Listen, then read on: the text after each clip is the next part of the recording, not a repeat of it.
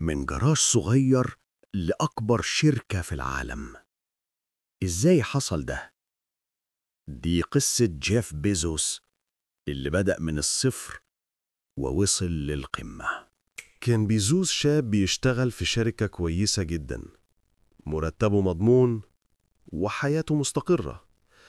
لكن جواه كان في صوت بيقوله في حاجة أكبر ممكن تعملها. في سنة 1994 قرر يسيب شغله ويراهن على فكرة كانت وقتها مجنونة: يبيع كتب على الإنترنت. بدأ من جراج بيته من غير تمويل وبدون شهرة، لكن بإيمان غريب في فكرته. الناس ضحكت على الفكرة، قالوا له مين هيشتري كتب أونلاين؟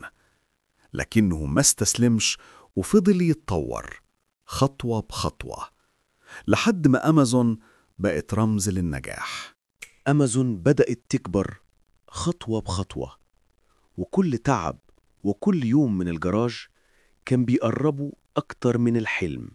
النهاردة جيف بيزوس من أغنى رجال العالم، بس أهم من ثروته هو الدرس اللي سابه لينا. النجاح مش محتاج تكون عبقري، بس محتاج تبدأ حتى لو من جراج.